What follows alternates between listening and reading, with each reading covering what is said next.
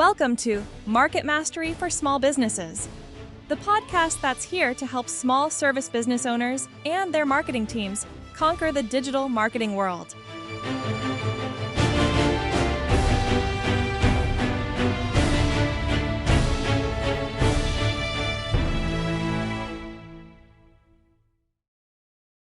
Welcome to Market Mastery for Small Businesses. I'm Tom Stevens, and today we're turning data privacy into a trust engine for winning and keeping customers. If you're a local service owner, contractor, clinic, salon, or home services, privacy isn't just compliance paperwork, it's a growth lever.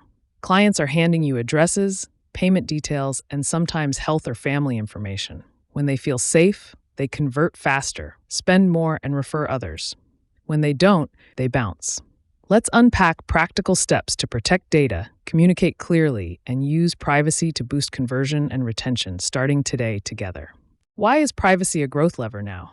Consumer expectations are rising. Browsers block third-party cookies. Inbox providers punish spammy senders, and people compare your practices with big brands. Trust is a conversion driver. Clear privacy microcopy can lift form completion, and strong reputations reduce price sensitivity. Breaches are expensive for small businesses. Incident response, downtime, chargebacks, regulatory notices, and lost referrals. Even a stolen laptop or exposed spreadsheet can stall sales for weeks. The takeaway: preventing incidents and communicating safeguards improves conversion rate, lowers acquisition costs, and preserves lifetime value. It also strengthens retention. Start with a simple data map. List what you collect, where it lives, who can access it, and why you need it. Think website forms, scheduling apps, CRM fields, payment processors, email lists, chat transcripts, and support tickets. Note storage locations: Google Drive, local devices, POS systems, and vendor databases. Mark sensitivity levels and retention targets. Identify data owners internally. This inventory reveals unnecessary collection, risky spreadsheets, and forgotten tools still receiving data. Use a single spreadsheet for mapping and review it quarterly, especially after adding vendors, launching campaigns, or changing workflows or staff. Practice data minimization. Collect only what you truly need to deliver service and follow up. If a quote requires name, address, and phone, don't ask for birth date or secondary emails. Shorter forms convert better and reduce risk. Replace optional fields with a notes box. Use progressive profiling. Ask more later after trust builds. Prefer first-party, privacy-respecting analytics like anonymized IP, cookieless pings, and aggregated reports. Remove stale list fields in your CRM. Set retention rules. Auto-delete abandoned leads after 6 or 12 months unless they reconvert. Less data means fewer headaches and faster sales cycles. Get consent and transparency right. Use plain opt-in language near each form's submit button, what you'll send, how often, and how to opt out. No pre-checked boxes. For cookies, use a consent banner that allows accept, reject, and manage choices, especially for advertising or cross-site tracking. Comply with email and SMS laws, CAN spam for email in the US, TCPA for texts, CASL in Canada, and GDPR if you target or monitor EU or UK residents. Keep proof of consent, timestamp, source, and policy version.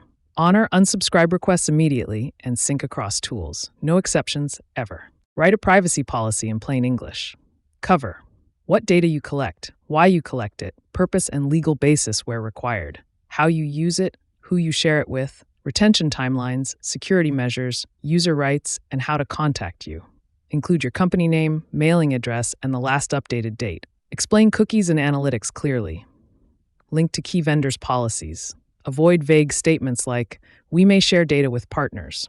Replace with specifics. Place the policy link in your footer, on forms, and inside email footers, so expectations remain transparent, always. Govern your vendors and tools.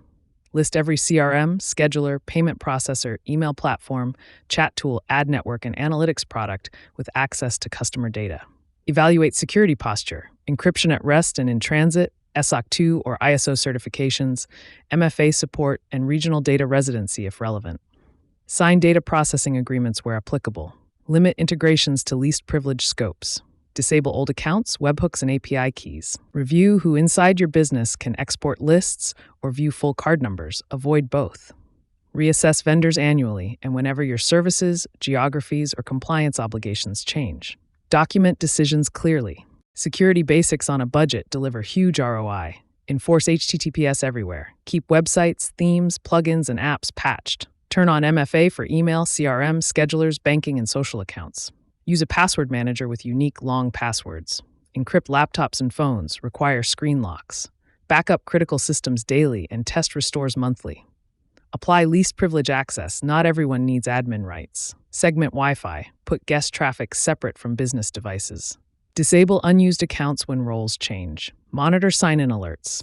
These steps block common attacks like credential stuffing, lost device exposure, and drive-by malware too. Prepare a simple incident response plan. Define what counts as an incident, who leads, and first steps. Isolate affected systems, change credentials, capture logs, and contact vendors. List notification obligations by jurisdiction and contract. Some require rapid notice to clients or authorities. Keep contact info for your web host, IT support, legal counsel, cyber insurer, and payment processor. Run a 30-minute tabletop. Simulate a lost laptop or compromised mailbox. Walk the checklist and note gaps. Document decisions and timing. Practicing once per quarter turns chaos into a repeatable, confident response that reduces downtime cost. Build a privacy-first culture. Train staff on do's and don'ts. Verify callers before sharing details, never email full card numbers, and use approved tools only. Teach phishing awareness. Check sender domains, hover over links, and report suspicious messages. Provide scripts for data requests, how customers can access, correct, or delete information, and how to escalate unusual demands. Use onboarding checklists to grant least privilege access and issue devices. Use offboarding checklists to revoke accounts and collect hardware the same day. Reward good catches in team meetings. Culture turns policies into daily habits. That builds resilience. Turn privacy into a differentiator. Create a visible trust page summarizing security and privacy commitments, encryption, MFA, data minimization, vendor standards, and incident response readiness. Add concise statements to forms like, "We don't sell your data," and "You control your preferences." Display SSL and PCI compliance badges appropriately. In proposals, include a one-page appendix outlining how you handle client data during onboarding, service delivery, and offboarding. On landing pages, place microcopy near sensitive fields and link to the trust page. Transparency reduces friction and boosts perceived professionalism, especially in competitive local markets. That wins deals. Optimize forms and funnels with transparency. Place short, clear microcopy next to each sensitive field explaining why it's needed and how it's used. Keep checkboxes explicit, one for marketing communications, one for terms, one for SMS where applicable. Never bundle consent. Avoid dark patterns like pre-checked boxes or vague by continuing statements. Offer a preference center from the first welcome email so people can choose frequency and channels. Confirm submissions with a receipt showing what you collected and linking to your policy. Transparent experiences reduce abandonment while increasing qualified, permissioned leads and trust. Run PPC and retargeting with privacy in mind. Build audiences from consented first-party lists, use shorter look-back windows, and lean into contextual targeting rather than tracking-heavy tactics. Avoid uploading data you cannot prove consent for. Don't gate content behind manipulative pop-ups. Next, clean up tag and pixel hygiene. Audit your site for unused scripts, remove extras, and deploy a tag manager to control firing conditions. Where appropriate, consider server-side tagging to reduce data leakage and improve consent enforcement. Fewer, better-governed tags speed pages and reduce unnecessary data exposure and analytics compliance risk overall. Account for local and industry rules. If you handle data from EU or UK residents, GDPR UK GDPR may apply. In California, CCPA CPRA grants rights like access, deletion, and opt-out of sale or sharing. Avoid collecting children's data. COPPA imposes strict requirements. If you touch health information, HIPAA can apply, even appointment details combined with conditions. Some states now require data protection assessments for targeted advertising. Consult qualified counsel when you're unsure. Operate across borders, process sensitive categories, or receive regulator or consumer complaints. Document interpretations and update policies as laws evolve in your jurisdiction. Measure privacy to demonstrate value. Track KPIs like email opt-in rate, unsubscribe and complaint rates, cookie opt-in rate, time to fulfill data requests, number of active vendors, and percentage of accounts with MFA enabled.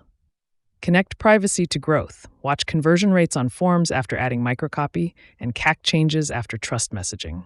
Share a monthly trust section in client-facing reports, consent trends, vendor reviews completed, incidents avoided, and policy updates.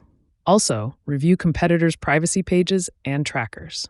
If your posture is stronger, position it in sales conversations as a reliability and risk reduction advantage. Let's close with quick wins and pitfalls.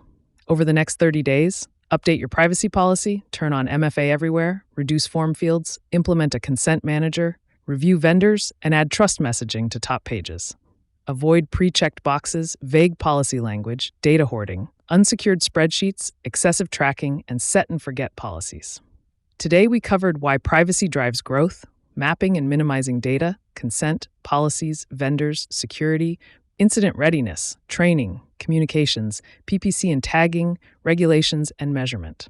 I'm Tom Stevens. Thanks for listening to Market Mastery for Small Businesses. Go build trust, earn loyalty, and grow.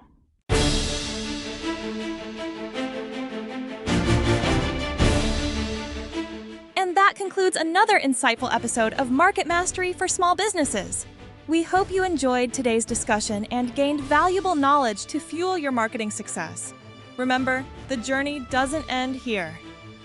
Stay connected with us for more marketing wisdom and strategies.